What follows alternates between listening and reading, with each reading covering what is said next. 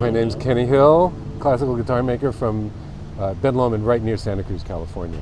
This guitar is a lot like the one that I showed you last time. It's a stand-up guitar. I mean, it's tapered. The body's tapered upward.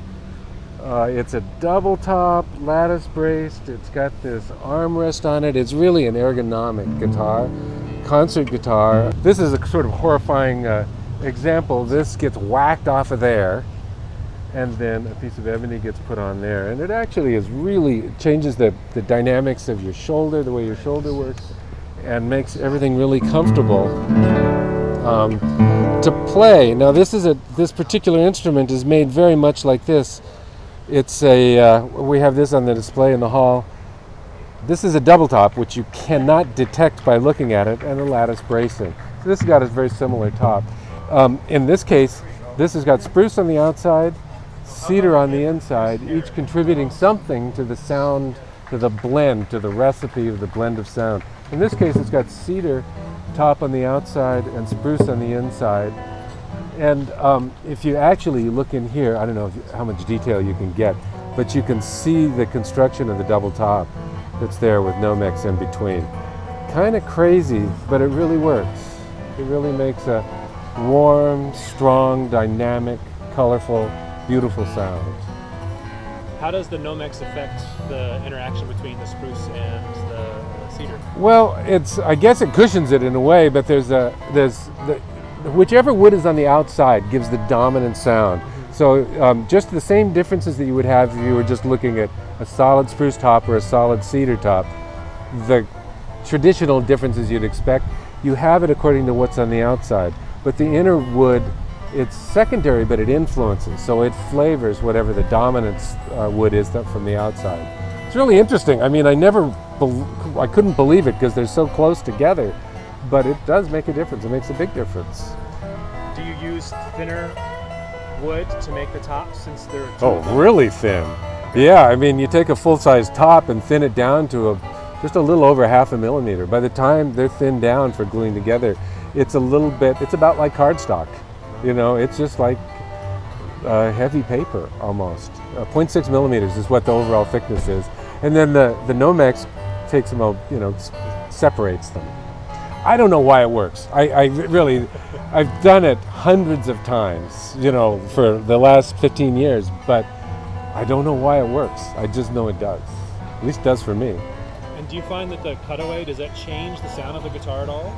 I did this one without, the guitar was done, strung up. I did it without even taking the strings off, without even loosening the string. So it's funny because you bandsaw it off and then you got a big hole here and it doesn't even go out of tune.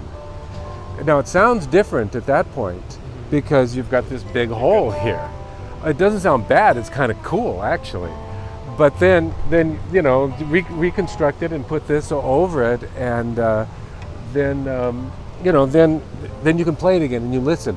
And it's still, it sounds fine. It sounded fine before, and it still sounds fine. I'm perfectly happy with the sound, and I was before. Whether it's different or not, I can't tell, but it's not terrible. It's not worse. And all of that surprised me, really surprised me, that you could get away with something like this. It seemed like the guitar would disintegrate or something if you do it. It didn't. But the other thing that's really surprised me, I thought it was such a geeky thing to do. And I was just doing it for trying it out. But I'm surprised how many people really like it.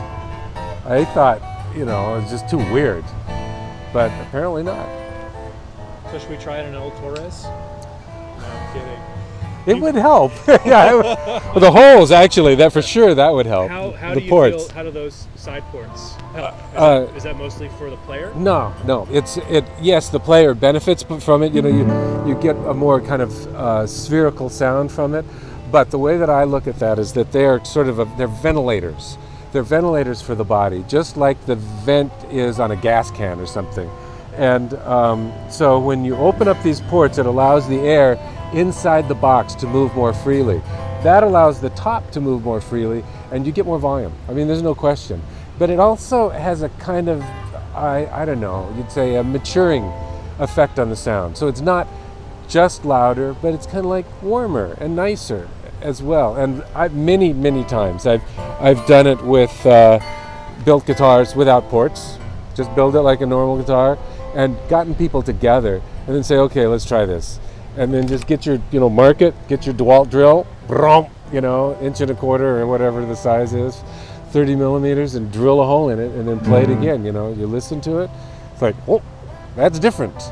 It's better, it sounds amazing, And I do it with 2 holes. The first one gives about 75% of the overall enhancement that you get out of 2 holes. So 75 and 25%, more or less.